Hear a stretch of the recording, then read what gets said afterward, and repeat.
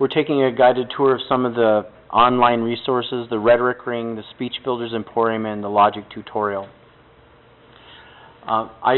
This conversation about what makes Lutheran education, Lutheran classical education Lutheran, in other words, what are the Lutheran distinctives, was, I don't know, we fleshed that out as on the board for more than 5 years probably, and finally came up with these as the distinctives. And in my paper online, in my article, I try to flesh out how those theological nuggets make a difference, those theological underpinnings. Okay.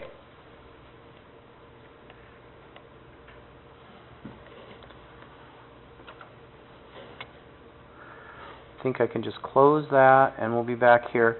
So I wanted to show you under practical tips for teaching rhetoric. Can you back up how did you get to this link first? Patrick Henry College. The Rhetoric Ring. From Patrick Henry College. Yes. You have to go, and the Rhetoric Ring is not readily available on the Patrick Henry website. You have to search for it. So do a search, and then you have to scroll through some of the hits that you get. There's a lot on the website about rhetoric that has nothing to do with the Rhetoric Ring, but they don't have a button for the Rhetoric Ring on their website. I think they wanted to keep it more proprietary, but I'm going public with rhetoricring.com. When? In the fall. In preparation for a high school level class that I'm going to teach with some alum of Patrick Henry College who are entrepreneuring. They invited me to teach this class and make it available for high schoolers. So, for example, you don't have to register as a student at Patrick Henry College to take the class through them, and it'll be less expensive as a result. Okay. So anyway, when you get to the Rhetoric Ring, Helps for Classical Educators is right here. Much of what I was just speaking about is on this page, Rhetoric and Dialectic. Richard Weaver has some of the most profound thought on the relationship of dialectic and rhetoric of any author in the history of rhetorical thought. He exceeds Aristotle, in my opinion, on it. Okay, and then rhetorical reasoning, that's kind of, I showcase, my project is to try and reestablish the status of rhetorical reasoning. It's kind of a pre-scientific revolution appreciation for rhetorical thought, rhetorical thinking, to put it on par with scientific reasoning, speculative reasoning, practical reasoning. Rhetorical reasoning is a particular kind of thinking about tough cases. And it has lots of application, like in medical ethics and project management. I've taught seminars or workshops for project managers that deal with multi-million-dollar projects where they have subcontractors and government inspectors and stuff, and they have to keep all this stuff straight.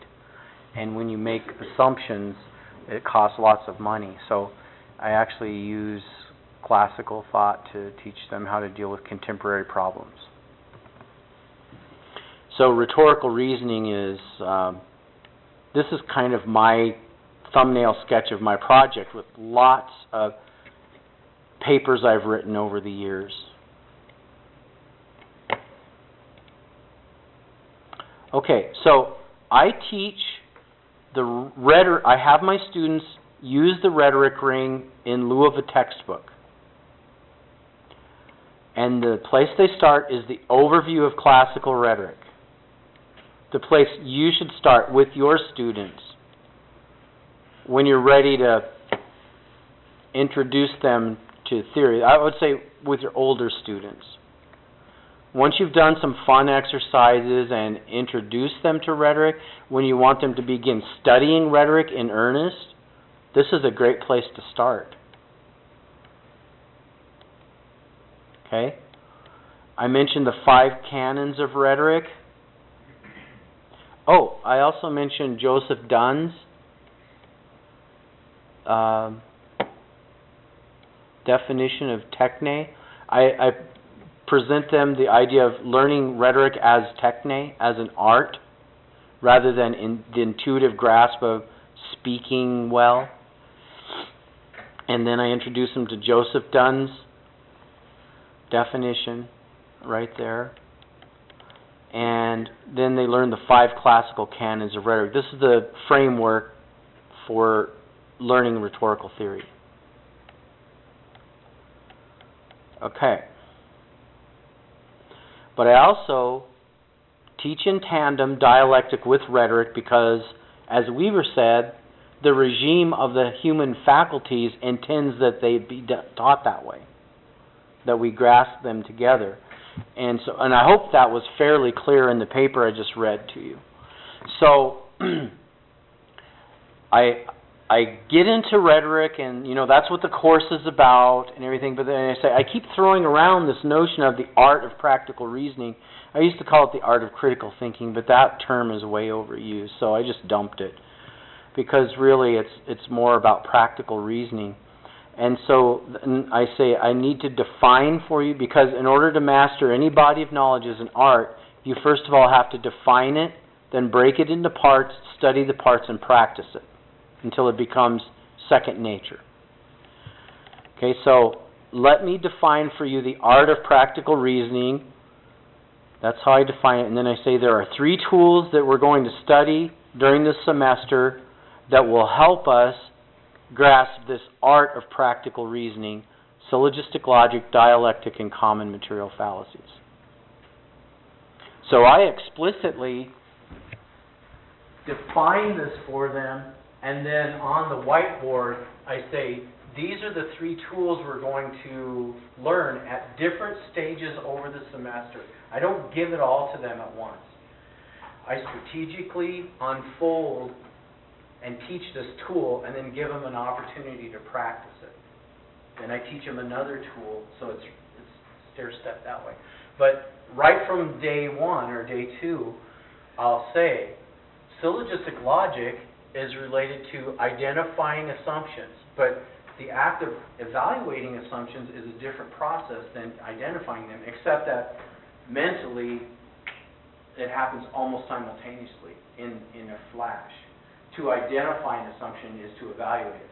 But for purposes of pedagogy, we're separating the process, and I have 2 separate assignments. I think this is actually brilliant, and I picked it up at Colorado State long ago. The analysis of, and you can add a third speech if you like. You could have an informative speech. I have a policy controversy. This is the nature of the controversy.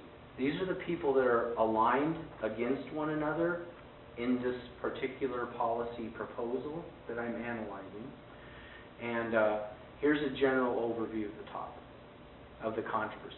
And then the analysis of controversy speech, in which they are not allowed to make their position known. This is really important for the demographic I work with at Patrick Henry College, because a lot of them are conditioned to be little militants. And they want to pound the pulpit and tell you what to think right now. But I just tell them, intelligent people don't appreciate that. So you need to restrain yourself, and it's a good exercise in restraint to first not let your position be known,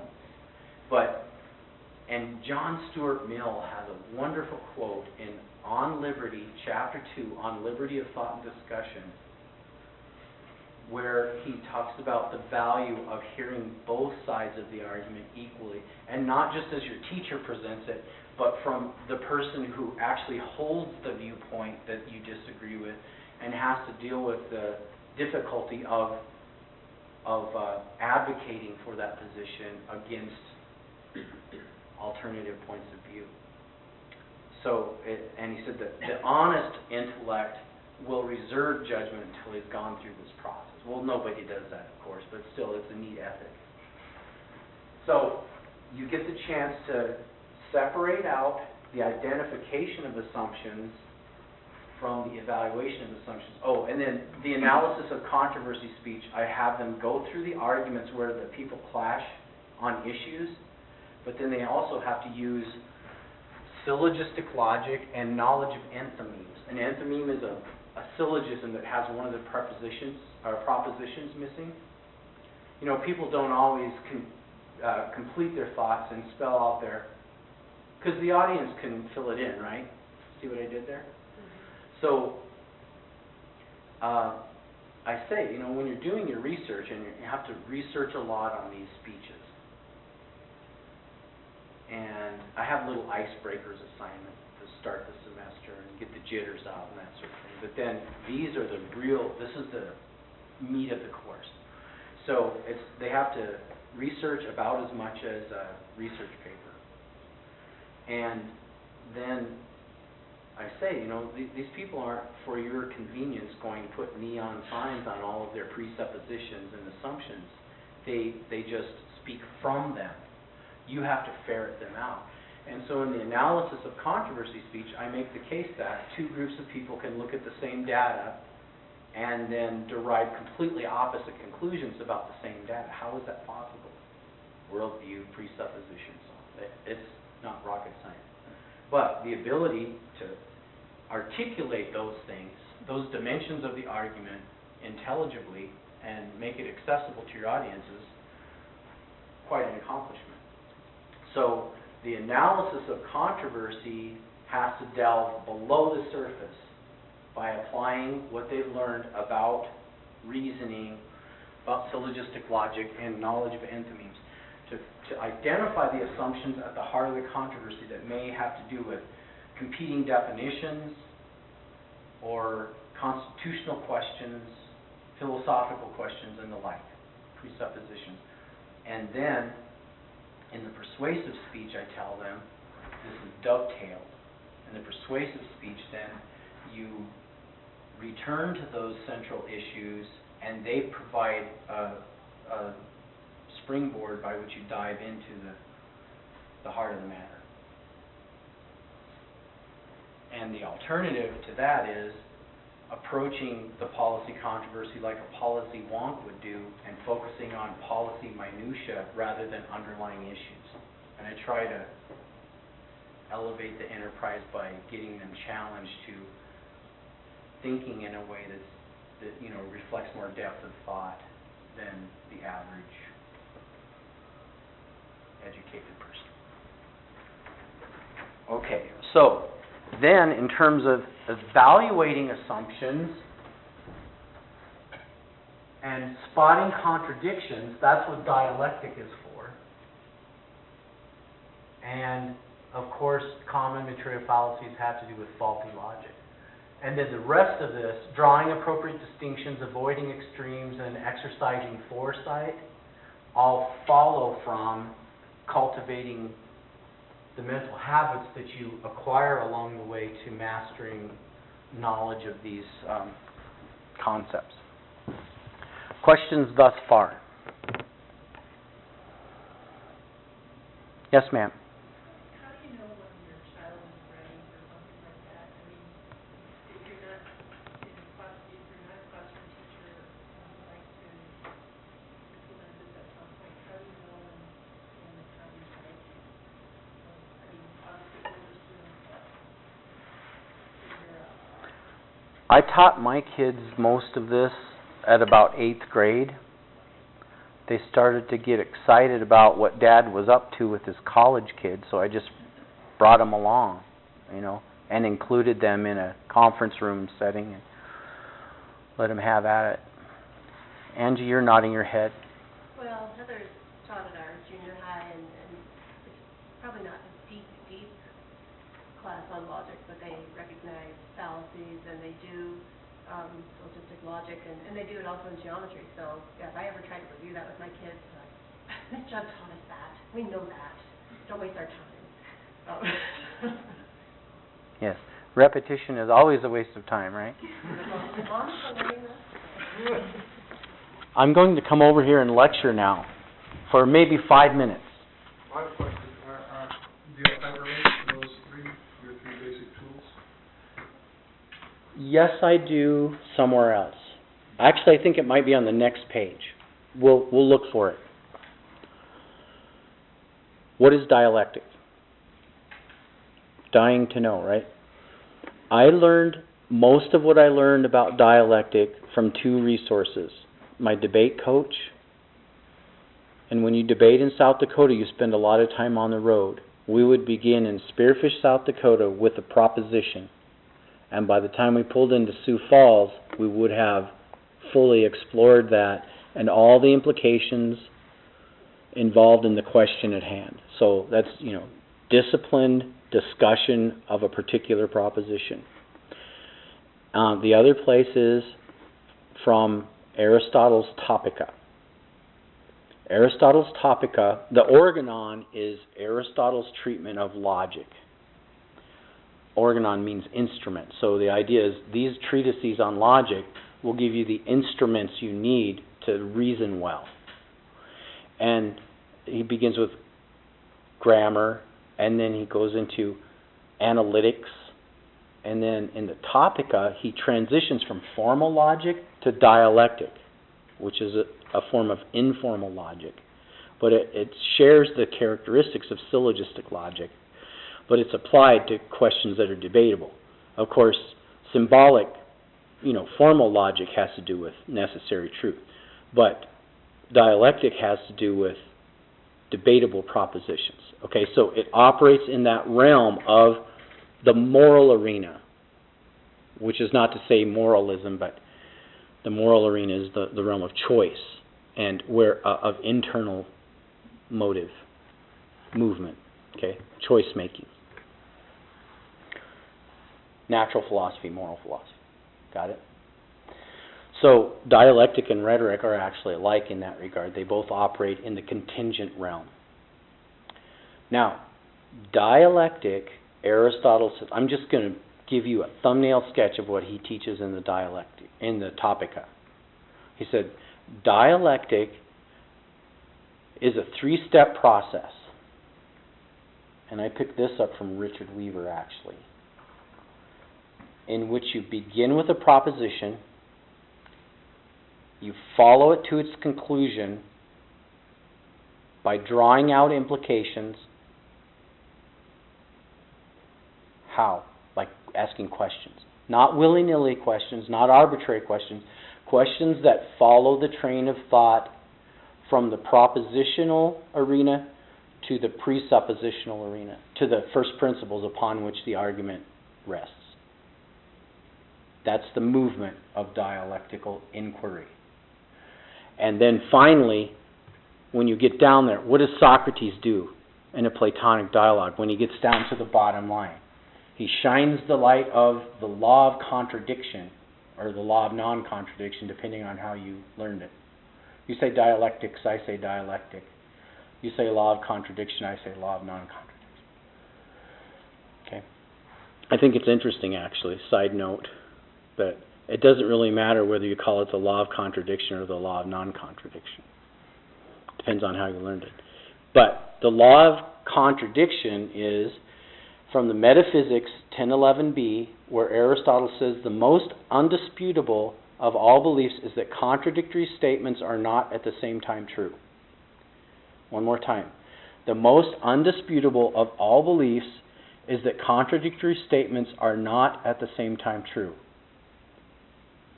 Which means it's nonsense to say, there we go.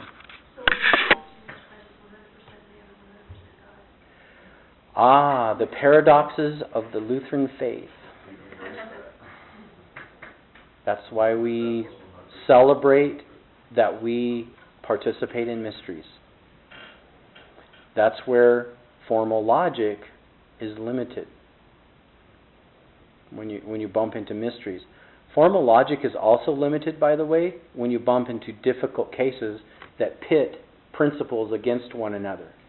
Above all, do no harm. And patient autonomy. I wish to die. Boom! How do you derive a correct solution from a principle where principles are in conflict with one another? and internal consistency and universalizability are the, fundamentals.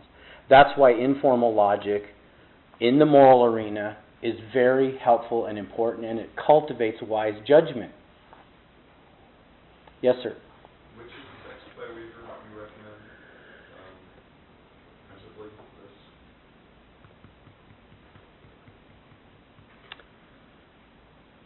this? Essays. The cultural role of rhetoric.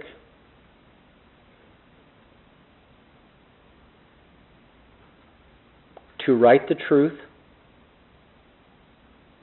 There used to be an old show called To Tell the Truth, so he played off that in the 60s, early 60s, wrote an essay called To Write the Truth for composition teachers. The Phaedrus and the Nature of Rhetoric.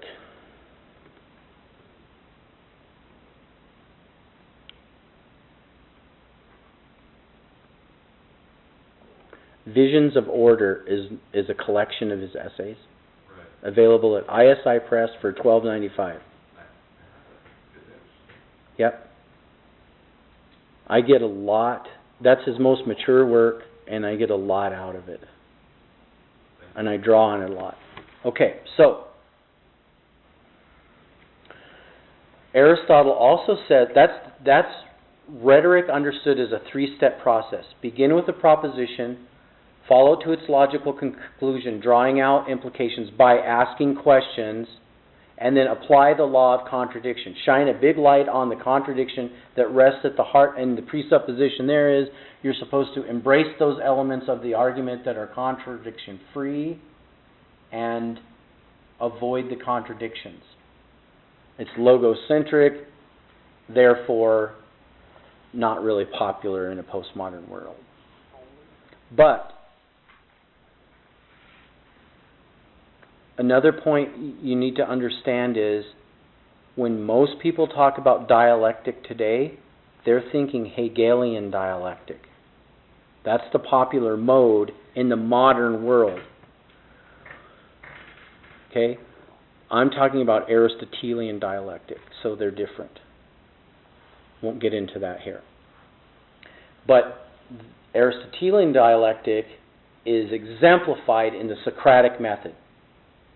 When you read a Platonic dialogue in which Socrates is the protagonist, they begin with a proposition, he asks his questions, and then 10 pages later, he points out the contradiction. So, well, if we agreed to that, and this contradicts what we know to be true, then this necessarily follows from that.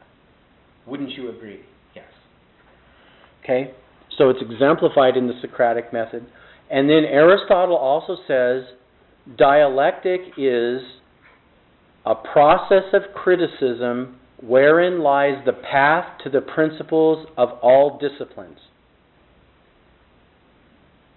Think about that from a classical liberal arts point of view. What you know about unity of thought in the classical approach, and Aristotle says dialectic is a process of criticism.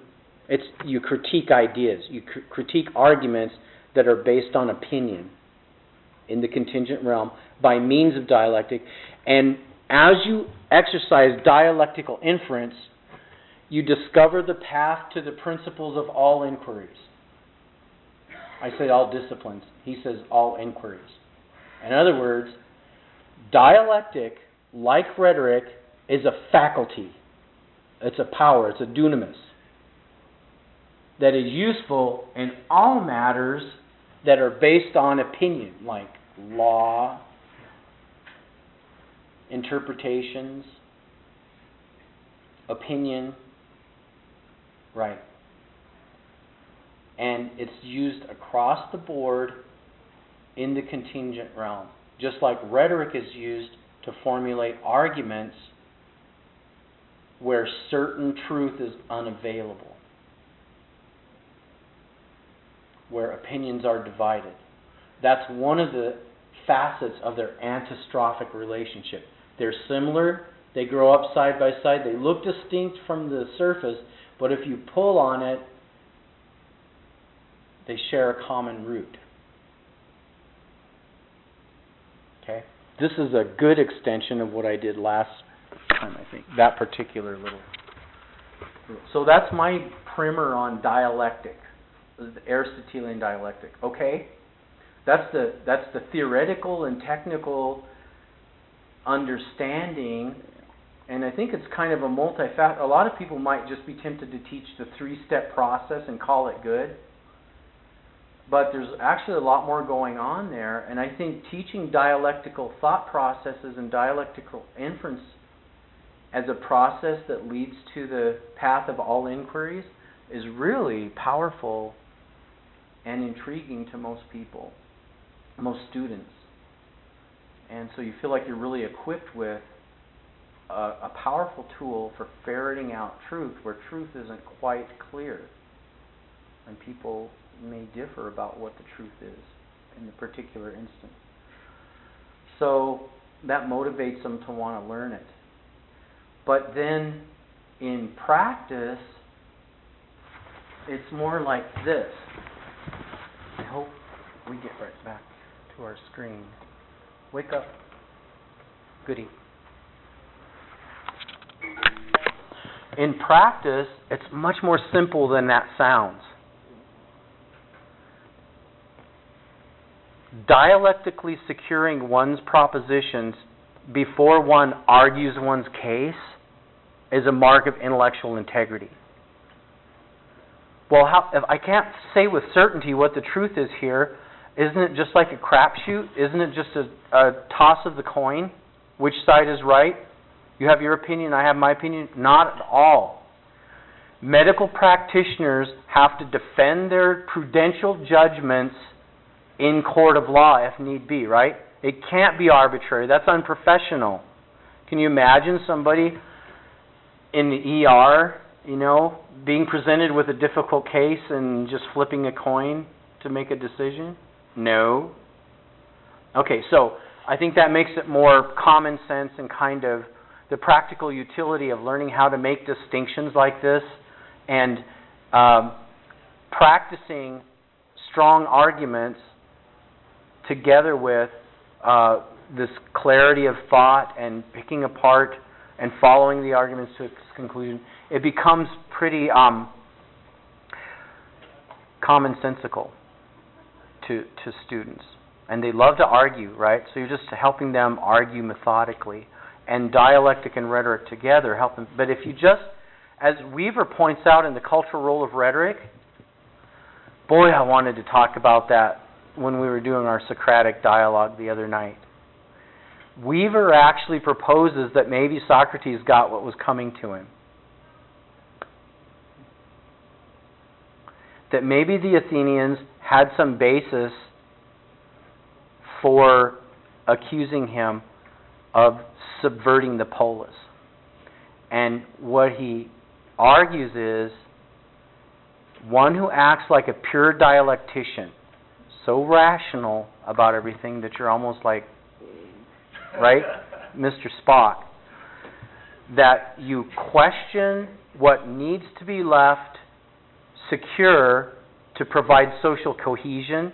And if you're teaching your students to pick apart everything, nothing's left to hold together. And so that could undermine the polis if people in a critical mass are habituated to pick apart everything without compromise. So, pure dialectic, he says, dialectic alone in the social realm is subversive. And then he uses Socrates as an illustration of that problem.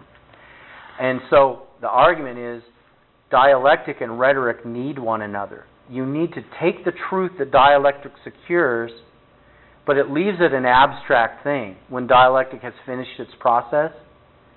But rhetoric makes that truth sweet and attractive to the auditors. And it adds impulse to truth, is the way he puts it. Isn't that cool? So I think all of that is what has to be presented in order to teach dialectic and rhetoric in tandem. Yes, Douglas. Question on Weaver. That is kind of a very interesting thought to me about questioning what ought to be left untouched and for the sake of social cohesion. Does he comment at all, or have you run across his opinion on Descartes and the process of reason that he introduced to Western society, which is based on questioning? Yes. The Cartesian method in Ideas Have Consequences, the first 18 pages, the introduction to Ideas Have Consequences, is an amazing sketch of the decline of Western thought. And he touches on Descartes there. Okay, I really need to move on here because I should have been further along by now. So I have them do the overview page, and there are lots of cross-links on there. That's why it's called the rhetoric ring. Everything's cross-linked and stuff. It's actually pretty labyrinthine. And when it's on rhetoricring.com, it's going to be a lot more user-friendly. When they put it on the server at Patrick Henry, they kind of stripped it down and took away a lot of the user-friendliness of it. Anyway, this is in part reiterating what was on the overview, but it also takes it in a different direction. And there's a nice little copy of Dorothy Sayers' Lost Tools of Learning. And this serves a little different purpose. But you can see I have Joseph Dunn's definition for techne in blue there, just to emphasize it. So I do, despite their protestations, I do circle concepts a lot. Okay, so back to my class.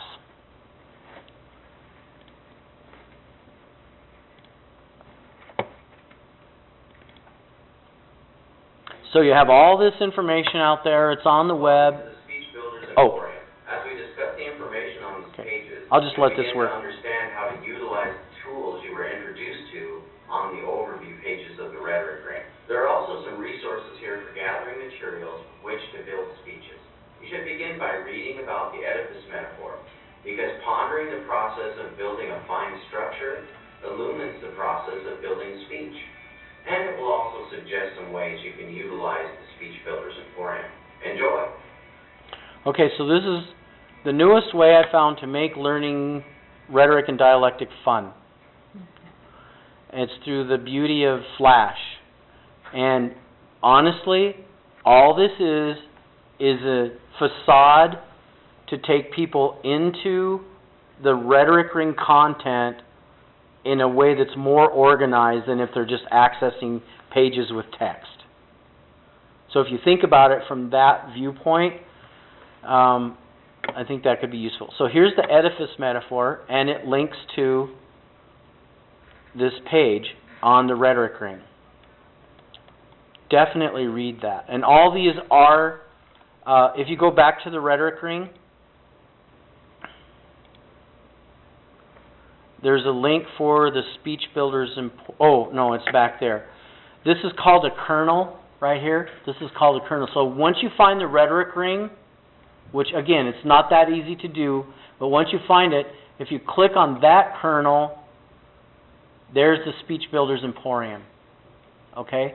So the Speech Builders Emporium is all available in text format, but the most recent development, which is really good for me, it's a kind of a realization of a dream actually, is that I now have this available in my class in this format. The edifice metaphor is there for one purpose, to inspire them to compose beautiful and moving speeches. Okay, then this is all based on the canons of rhetoric. Remember those?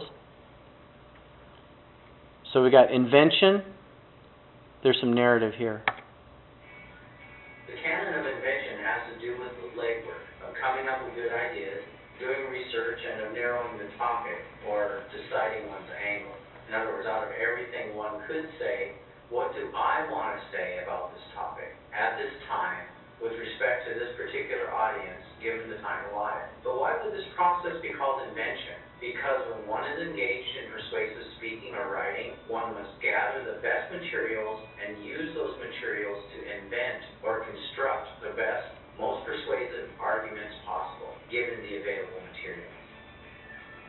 So when you go to the Speech Builders Emporium, you don't grab your cart and run down aisles willy-nilly throwing stuff. You know, like when you go to the grocery store when you're hungry and you just start throwing things in there. You have to have a plan.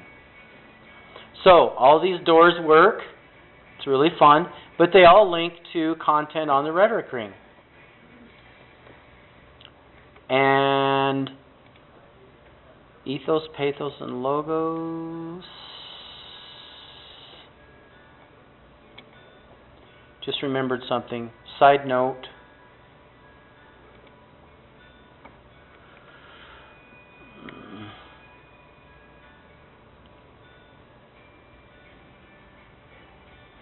Okay, I think I know where it is. Somebody asked if there was a link that explains each of those tools more fully. Syllogistic logic and...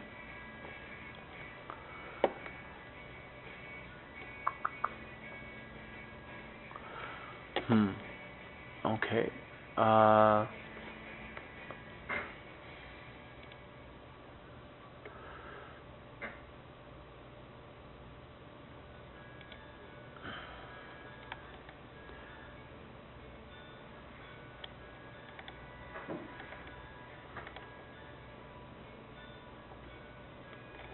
Yeah, I don't know where that link is anymore. I'm sorry. Go back to overview. Go down to the bottom. And go to the word here. You will find all three of these tools glossed here. Thank you. There they are.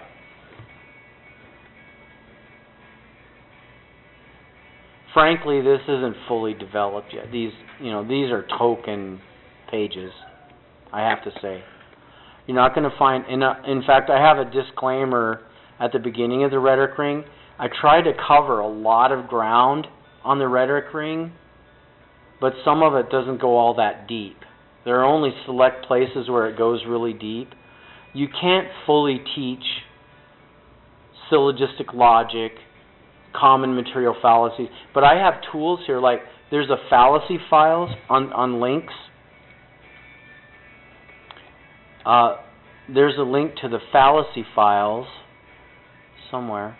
Well, there's a link to Aristotle's Rhetoric, the Forest of Rhetoric. I'm sure a lot of you have already found the Forest of Rhetoric. And Cicero homepage. Let's see.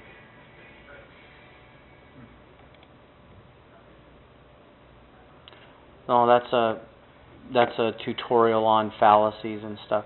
But there's actually a place called the Fallacy Files.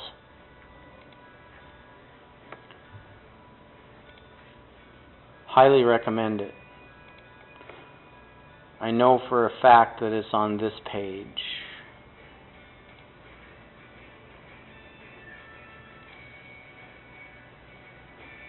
The Fallacy Files is right here. Just fallacyfiles.org. That's the equivalent of the Forest of Rhetoric. Forest of Rhetoric is about figures of speech.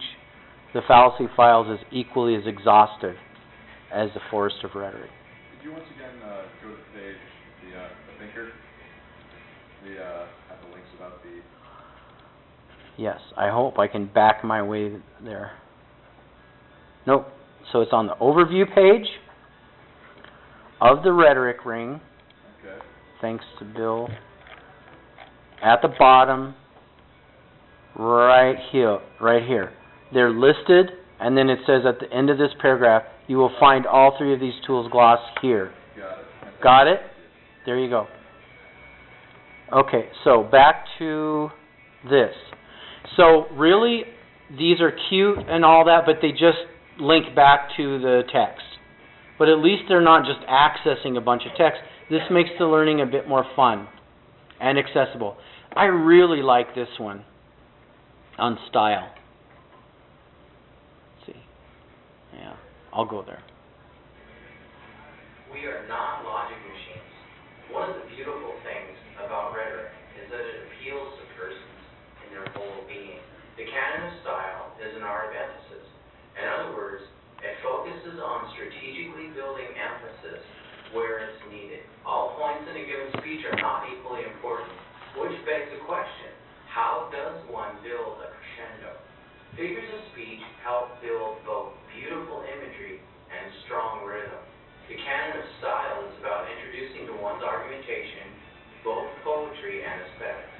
It's about communicating truth with beauty and grace, which adds impulse to the truth. The aim of rhetoric, in the final analysis, is to move the soul toward the good. This is the special province of style. We are now positioned at the crossroads of pathos and style.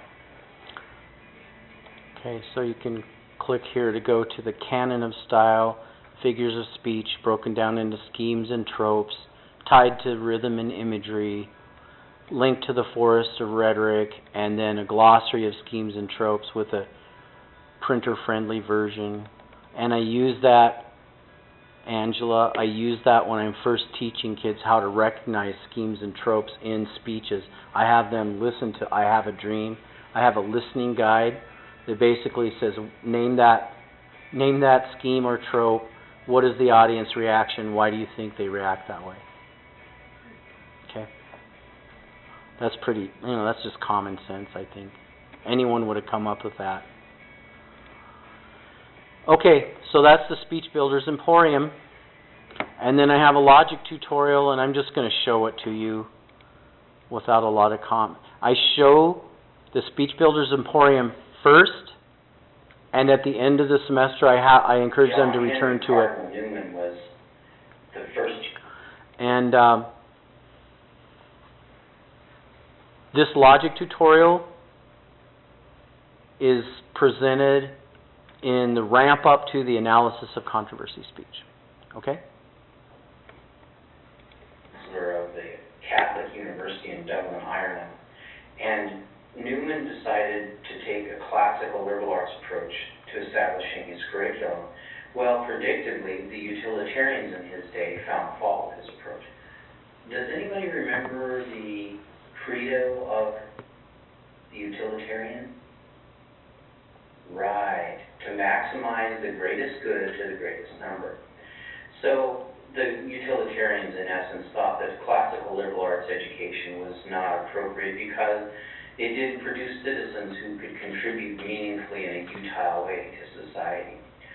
So Newman's response to this criticism was a treatise called The Idea of the University. And I think the quotation here is really illuminating in terms of helping set the tone for this class so we understand precisely what the aim of a classical liberal arts education is. Newman writes, the man who has learned to think and to reason, to compare and to discriminate, to analyze, who has refined his taste and formed his judgment and sharpened his mental vision, will not indeed at once be a lawyer or a pleader or an orator or a statesman or a physician, but he will be placed in that state of intellect in which he can take up any one of the sciences or callings I have referred to, or any other for which he has a taste or special talent, with an ease, a grace, a versatility, and a success to which another is a stranger. And by another, he means somebody who is educated technically only.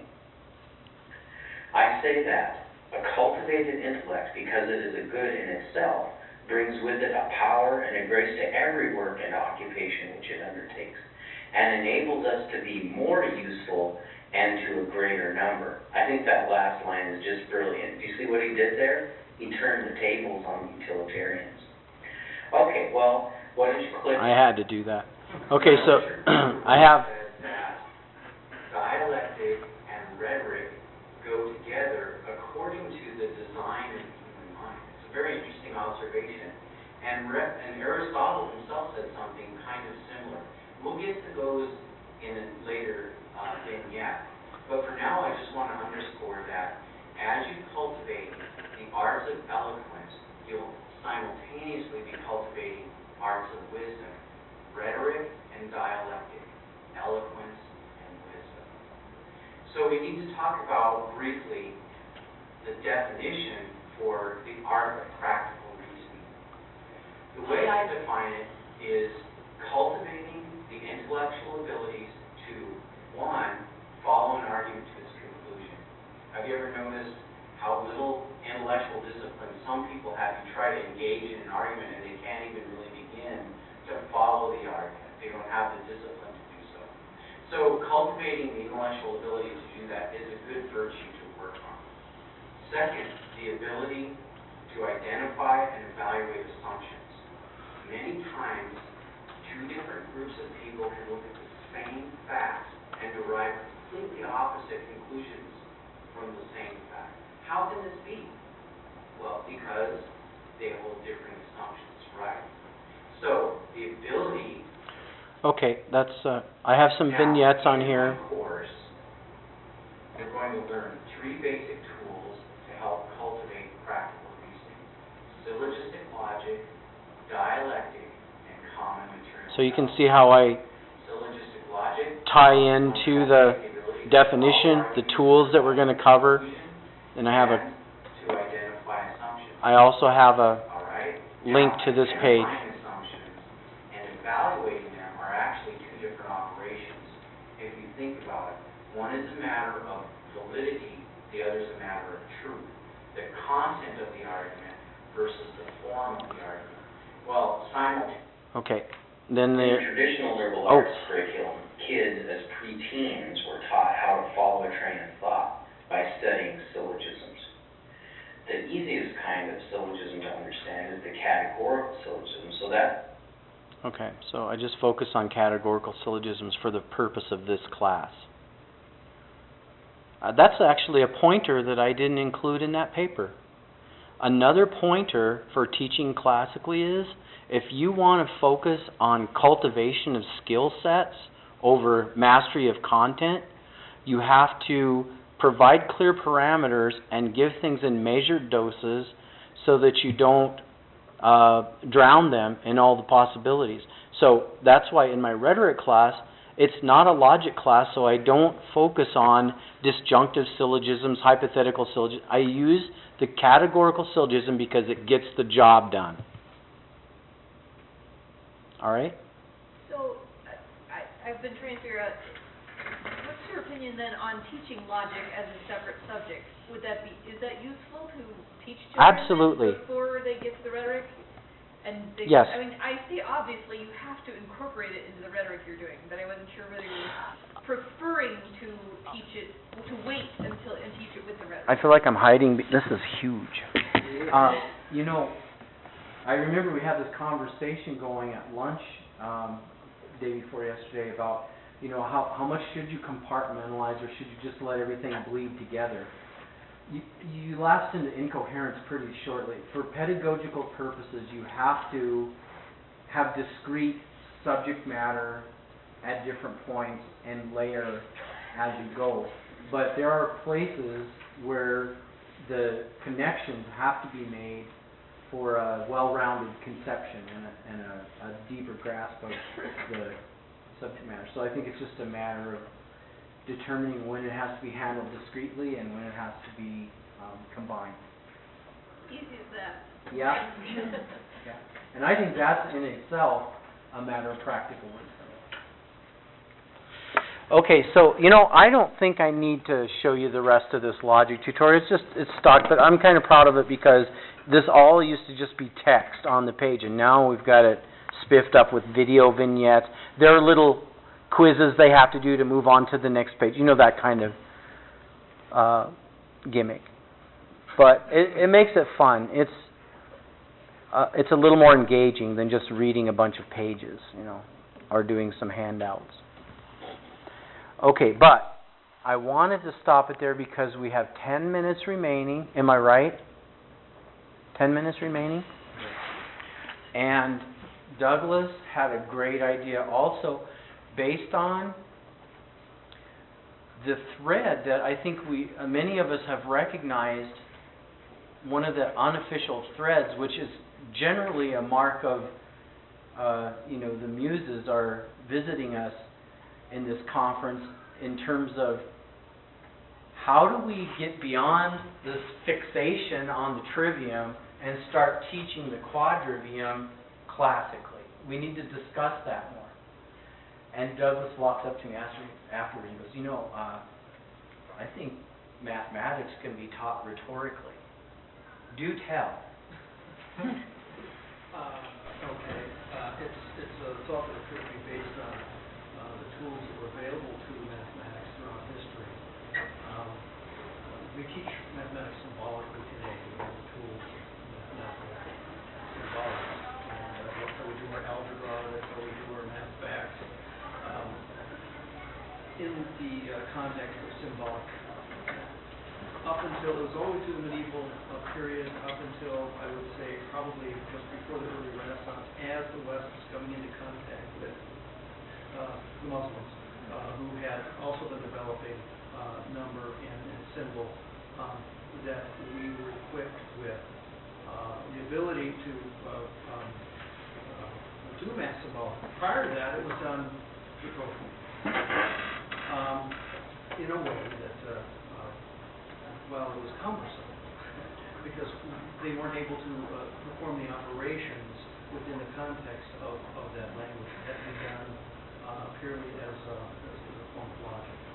And, that's where the idea occurred to me. It's a common understanding in the history of mathematics that symbolic math is a recent development.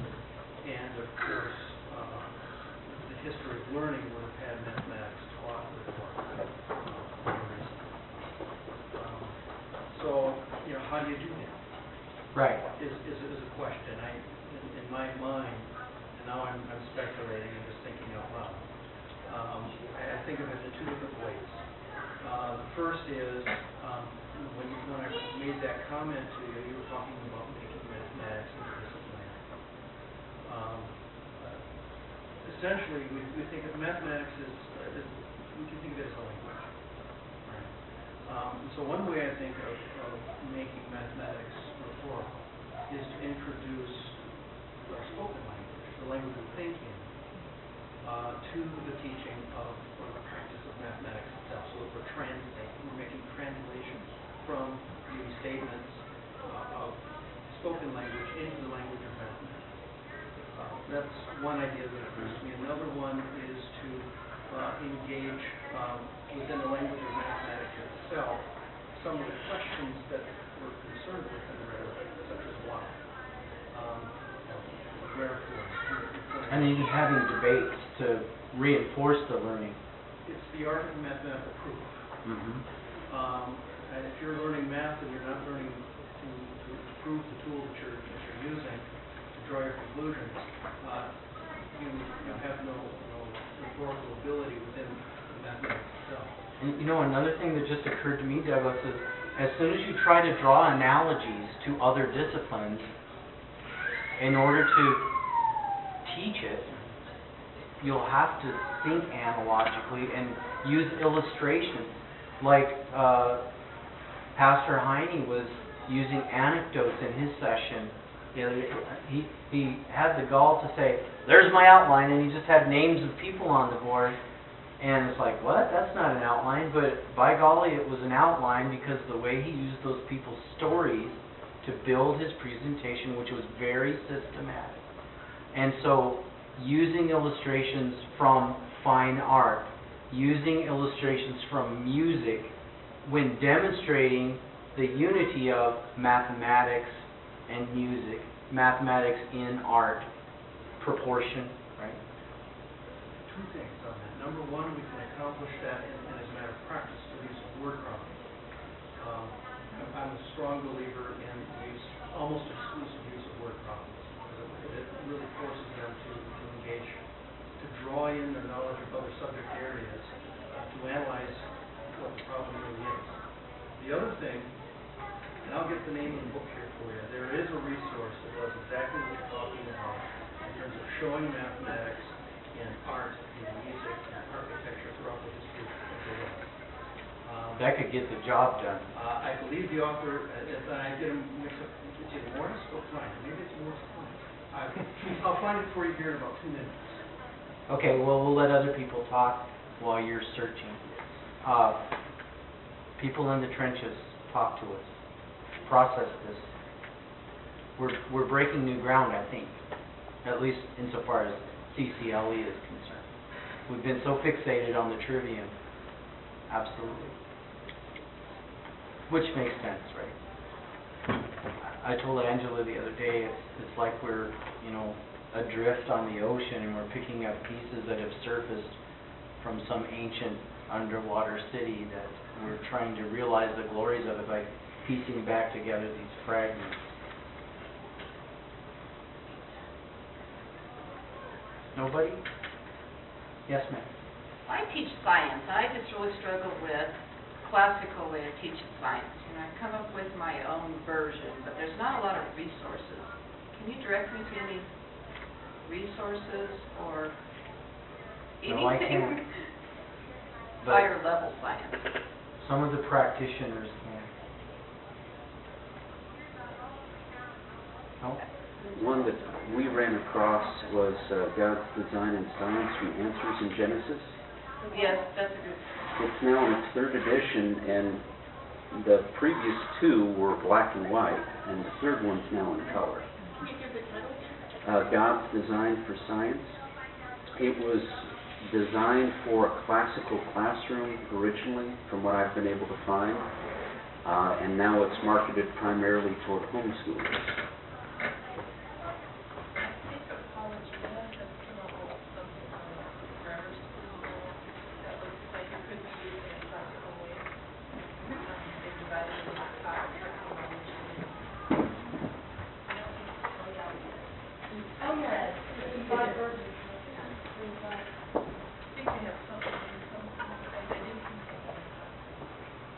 My understanding is there's zoology, one botany, one anatomy, one astronomy or science.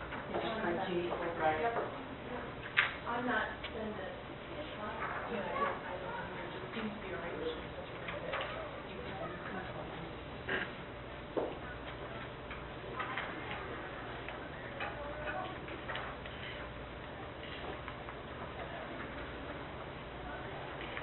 Did this spark any other thoughts? Oh, you have the title? No, not yet.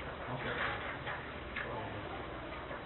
To some extent, it seems like a question of we need to look at where are we going. We're dealing with how do we teach science and math to children in mostly K through 8 because we're lucky I don't have a lot of high school students. But ultimately, for teaching science, are we wanting them to read the Principia in the original Latin? Are we wanting them to deal with things, to deal with mathematics really as the language of science, and deal with very significant mathematical concepts in higher science? If that's where we're heading, then how do we get there? Because it is useful, I think, to apply the Dorothy Sayers method of the trivium to what we're doing in science, and that's pretty easy, but then there's this big gap. I'm not sure where we're heading, how to bridge that gap. That we should word process your question, put it on The wiki. the wiki, and let people take a stab at it, and 5 years from now we'll have it worked out. Right? 5 years. It's good to still be optimistic.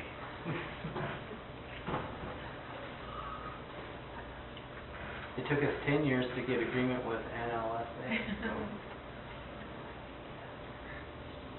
Okay. Yes, sir. Don't have the title yet, I'm still working on it. But a thought occurs to me when we're talking about math and science. The difference, so we're talking about two different epistemological processes. When you think about how to teach one or the other, having gone through teacher training at a secular public university, one of the things that I think it's a mistake, but that's my opinion, is they focus on cognitive processes, spatial verbal. They talk about learning styles and things like that, and how to Neurolinguistics. present data in a way that is more efficiently received based on certain psychological characteristics of the child. Really, what I think what we're focused on, or what education has been focused on historically, in a classical context, we're looking at this logic process, this induction, deduction, rather than cognitive process. How do we come to know that? What are the process? Mathematics is a deductive art. In fact, it's a field. It's a field of formal logic, which has some unique characteristics in the sense that it has no content and it provides no meaning other than what the practitioner brings to it and draws from. That's in science. It's you're looking at the reason. It's forming. So they're similar. I'm thinking like in terms of something closely related to physics or math, but they're parallel. Well, we're being invaded. So, I think the session's over, but I would just say, I think I made it abundantly clear that I'm not a good hands-on resource for much other than teaching dialectic and rhetoric together in the way that I would love to serve you by helping you understand that as well. So my email address is jmtallman, and it's not Tallman, it's Tallmon. I think my relatives were Jamaican. jmtallman@phd.edu. And I'd love to help you anytime I can, anyway. And I have a lot of resources that I don't have online. That, in fact, there was a woman that emailed me who was preparing to teach an argumentation and debate class, and I think I sent her lots and lots of files of just about everything I could think of. So I'd love to serve you in that way if you have need. And we're going right into our itinerary. Thank you.